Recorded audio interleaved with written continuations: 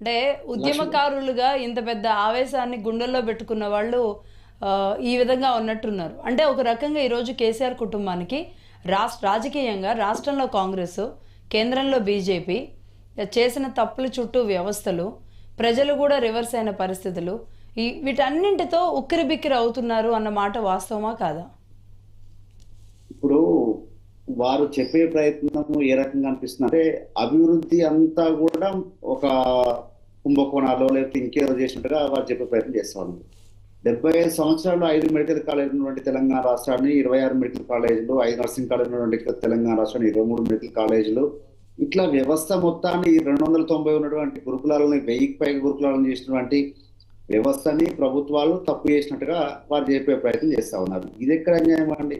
SC ST బీసీలకు ఎవరైతే ఎక్కడైతే ఎక్కువ ఉపయోగపడేటువంటి ప్రభుత్వ పాఠశాలలు కానివ్వండి, గురుకులాలు కానివ్వండి, ప్రభుత్వ వైద్యశాలలు కానివ్వండి, ఇవన్నీ చేసే కార్యక్రమం ముందుకు పోతా ఉంటే 800 మెడికల్ సీట్ నుంచి 4000 మెడికల్ సీట్లు తీసుకుపోయినటువంటి ప్రభుత్వాలు నాయకులు మంచి వాళ్ళు కాదు. కానీ ఇప్పుడు వచ్చి అధికారంలోకి వచ్చిన 3-4 నెలలకే హాస్టల్లో సూసైడ్ చేసుకుని చనిపోతున్న అమ్మాయిల గురించి ఏ నాయకుడు మాట్లాడు, ఏ మేధావులు మాట్లాడరు. మరి ఇప్పుడు జరుగుతున్న అన్యాయాల గురించి ఎవరు మాట్లాడరు. ఎంతసేపటికి కూడా కేసీఆర్ గారి మీద కేసీఆర్ గారు మాట్లాడుతున్నటువంటి తీరు మీద ఇప్పుడు ఇంత మాట్లాడినటువంటి పరిస్థితుల్లో కూడా ఏనాడు కూడా తెలంగాణ గత ప్రభుత్వంలో కేసీఆర్ గారు ముఖ్యమంత్రి ఉన్నప్పుడు ఎవరి మీద చర్యలు తీసుకోలేదు.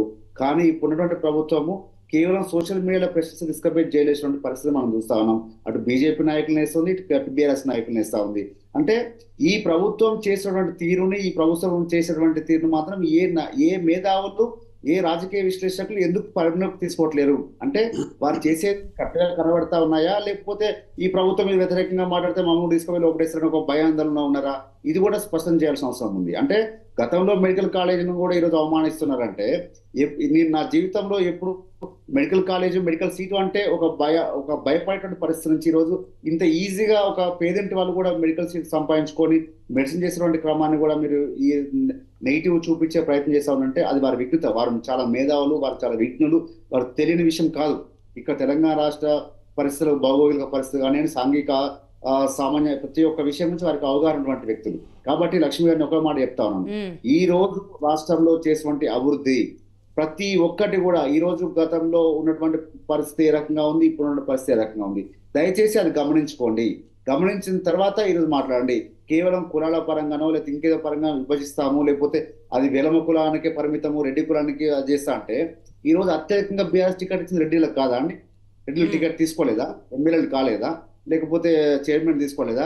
అంటే అసలు ప్రాతినిధ్యమే ఇవ్వనట్టుగా రెడ్డిలకు వ్యతిరేకంగానో లేకపోతే ఇంకే సామాజిక వర్గానికి వ్యతిరేకంగా చూపించే ప్రయత్నం చేస్తా ఉన్నారు. ఈరోజు తెలంగాణ రాష్ట్రంలో మొన్న ఎంపీ ఎలక్షన్లు అవుతే తెలంగాణ రాష్ట్రం మొత్తం మీద కూడా ఒక మాదిగ కులానికి ఎంపీ టికెట్ ఇవ్వనటువంటి కాంగ్రెస్ పార్టీని జయరాం గారు సమర్థిస్తున్నారు. అదే సామాజిక వర్గం చెందినటువంటి వారు ఒక టికెట్ అంటే మళ్ళీ ఇది రాజకీయంగా టర్న్ చేసుకున్నట్టుగా కాకుండా అండి, జయరాం గారు ఏమంటారు?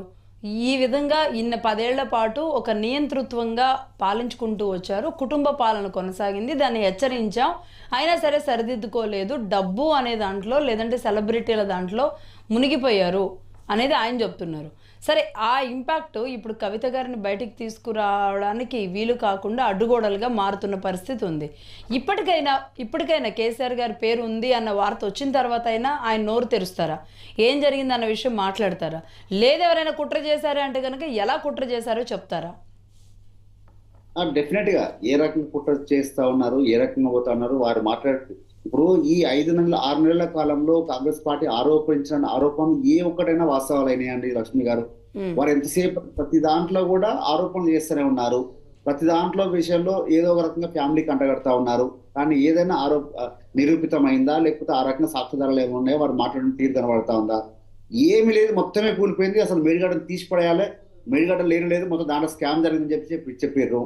మేమన్నాము ఉన్నటువంటి ఒక 4-5 వేల కోట్ల బ్యారేజ్కే మీరు అంత చూపిస్తా ఉన్నారు. మిగతా 95 వేల కోట్ల రూపాయలు ఖర్చు పెట్టినటువంటి వాటి ఉపయోగాన్ని ప్రజలకు అందిస్తున్నటువంటి సాగునీరు, తాగునీరుని ఎందుకు దాని మీద మాట్లాడలేకపోతాను మీరు ప్రశ్నించినప్పుడు ఇదే రకంగా ఆరోపణలు చేశారు, ఇదే రకంగా మా మీద ఎదురుదాడి చేశారు. కానీ ప్రజలకు తెలుస్తుంది కదా ఎవరు చేసిన పనులు శిరస్థాయిలో నిలబడ్డాయి, ఎవరు తెలంగాణ కోసం పనిచేస్తారు, ఎవరు. మేము గతంలో ప్రభుత్వాలకు అధికారులకు రాగానే మేము కరెంట్ని ఏ రకంగా డెవలప్ చేసుకోవాలి, నీళ్ళు ఏ రకంగా రైతులకు అందించాలి, ఎరువుల సరఫరా ఏ రకంగా రైతులకు అందాలి, నీటి సరఫరా ఏ రకంగా అందాలి, మిషన్ భగీరథ ద్వారా ప్రతి ఇంటికి నీళ్ళు ఏ రకంగా ఇవ్వాలి, దీని మీద ఆలోచించినాం, దీని మీద చర్యలు తీసుకున్నాం, దీని మీద సమీక్ష చేసినాం.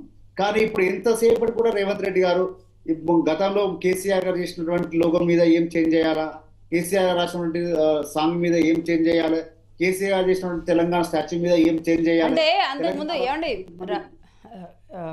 నరేష్ గారు 2014 ముందు రాష్ట్ర విభజన జరిగింది కాబట్టి ఎలా బాగు చేయాలని ఆలోచించుకోవడం తప్పలేదు. ఏ మాటకు ఆ మాట బీఆర్ఎస్ పార్టీ ఆ విధంగా చేసుకోగలిగింది కూడా, ఒకవైపు అభివృద్ధి అనేది చూపించగలిగింది కూడా. కాకపోతే అభివృద్ధితో పాటు ఎదుర్కొన్న ఆరోపణలు, మునిగిపోయిన ఈ విషయాలు, ఇలాంటివన్నీ కూడా మచ్చలుగా ఎప్పటికీ కూడా అలాంటి ముద్ర పడే అవకాశం ఉంటుంది. నేను స్టార్టింగ్లో కూడా చెప్పా, తెలంగాణ గాంధీగా తనను తాను చూయించే ప్రయత్నం అటు కేసీఆర్ గారు చేసిన, ప్రజలు కూడా ఆ విధంగా చూసిన ఒక ఉద్యమకారుడిగా, తెలంగాణ తెచ్చిన నాయకుడిగా ఆ కుటుంబం మీద ఇలాంటి మచ్చబడడం అనేది చాలా దారుణం కదా. అదే చెప్తానండి. అంటే ఈ అభివృద్ధి చేస్తున్నటువంటి అంటే పండ్ల చెట్టుకే రాళ్ళ దెబ్బలని ఎవరైతే అభివృద్ధి చేస్తారో ఎవరో తెలంగాణ అంటే ఇలాంటి లిక్కర్ దెబ్బలు అయితే పడవు కదండి. ఇంకోటో ఇప్పుడు కాళేశ్వరం ఉంది, సరే కాంట్రాక్టర్ కి ఇచ్చారు, కాంట్రాక్టర్ తప్పిదం అయి ఉండొచ్చు, రాష్ట్ర ప్రభుత్వంలో మధ్యలో ఉన్న ఇంకెవరో కాంట్రాక్టర్లు మంత్రుల ప్రమేయం ఉందని కూడా అనుకోవచ్చు. స్వయంగా కేసీఆర్ గారికి అందులో తెలియకపోవచ్చు, తప్పిదం ఏదో జరిగి ఉండొచ్చు. కాళేశ్వరం విషయంలో అంతవరకు సరిపోతుంది. లేదా ఇంకేదైనా ప్రాజెక్ట్ తీసుకున్నారు, అందులో అవకతవకలు జరిగినాయి, మధ్యలో ఉన్న వాళ్ళు ఏదో తిన్నారు అనుకుంటే ఒక మాదిరి వరకు. స్వయంగా ఒక బిజినెస్లో నిన్న ఈడీ ఆవిడ ఒక మహిళగా మహిళగా కన్సిడర్ చేసి నాకు బెయిల్ ఇవ్వండి అని అడిగిన దానికి ఈడీ కానీ సిబిఐ కానీ కొన్ని తీవ్రమైన వ్యాఖ్యలు కూడా చేశారు కవిత గారి విషయంలో. ఆవిడ సాధారణమైన మహిళ కాదు, ఆవిడ ఏకంగా వెనక చాలా కంపెనీల్లో ఆవిడ స్వయంగా షేర్ హోల్డర్గా ఉన్నారు. చాలా కంపెనీలకి ఆవిడ ఒక సైన్ పెడితే సరిపోతుంది. ఇలా అన్ని రకాలుగా ఆవిడ యుఎస్లో బిజినెస్ మేనేజ్మెంట్ చేసి వచ్చారు, ఇక్కడ కూడా ఆవిడ ఎంపీగా పనిచేశారు అంటూ ఇంత పెద్ద హిస్టరీ, అంటే ఒక ముఖ్యమంత్రి కుమార్తె, ఇన్ని మంచి ఇవన్నీ ఉన్నాయి ఆవిడకి. ఇప్పుడు రాజ్యాంగం తెలియకుండా ఈడీలో లీక్లు ఇచ్చినటువంటి వాళ్ళు, అంటే ఒక ఎంపీ అయితేనో ఒక రాష్ట్రపతి అయితేనేమో వారి సాధారణ మహిళ కాదంటే సాధారణ మహిళకు ఒక రకంగా న్యాయము, లేకపోతే నార్మల్ గా ఒక రకంగా న్యాయము రాజ్యాంగంలో కానీ ధర్మాల్లో కానీ న్యాయ వ్యవస్థలో కానీ లేదు. అయితే వాళ్ళు ఈ రకంగా అంటే వాళ్ళు తప్పుగా నిర్ణయించడం, తప్పుగా లీక్లు ఇచ్చిన చెప్పడానికి ఇదే ఉదాహరణ. ఇప్పుడు లక్ష్మి గారి మీద ఏదైనా వస్తే మహిళ అని చెప్పి ఖండించినటువంటి వాళ్ళు వారు చాలా మంది దగ్గర డిబేట్ చేయగలుగుతారు, చాలా మంది ఎన్నో సంవత్సరాల నుంచి మీడియాలో ఉన్నారు కాబట్టి వారు మహిళ కాదు, వారిని ఒక రకంగా చూడాలంటే అది ఎట్లా సాధ్యం అవుతుందండి? మహిళలు ఒక స్థాయి నుంచి ఈ స్థాయి నుంచి పైన ఉన్నటువంటి వాళ్ళు మహిళలు కాదు, వారిని జనరల్ గానే చూడాలి అని చెప్పి రాజ్యాంగాలు ఇక్కడ చెప్పిందా, లేకపోతే న్యాయస్థానంలో ఇక్కడ తీర్పులున్నాయా, ఏమున్నాయా? వీళ్ళు అంటే వారు చెప్పినటువంటి ఆరోపణలు తప్పు, వారు ఇచ్చినటువంటి లీకులు తప్పు అని వారి మాటల్లో స్పష్టంగా మనకు అర్థమవుతా ఉంది కదా. తర్వాత ఇంకొక విషయం, ఇప్పుడు కాంగ్రెస్ పార్టీ అసలు లిక్కర్ స్కామే కాదు, కేజ్రీవాల్ గారిని అరెస్ట్ చేయడం అన్యాయం అని మేము చెప్పడం కాదు, ఇప్పుడున్నటువంటి వారు నిష్పక్షత. ఇప్పుడు కాంగ్రెస్ పార్టీ మద్దతు కావాలని కోరుకుంటుందా బీఆర్ఎస్ ఈ విషయంలో స్టేట్ లో? అసలు తెలంగాణ రాష్ట్రంలో కాంగ్రెస్ పార్టీ మద్దతు, బీజేపీ మద్దతు బీఆర్ఎస్ కి అవసరం లేదు. తెలంగాణ ప్రజల మద్దతు కావాలి. తెలంగాణ ప్రజల మద్దతు ఇచ్చినా ఇయ్యకపోయినా, అధికారంలో ఉంచినా ప్రతిపక్ష పార్టీలో ఉంచినా కూడా మేము ప్రజల కోసం పనిచేసినట్టుగా మేము ముందుకు పోతాం.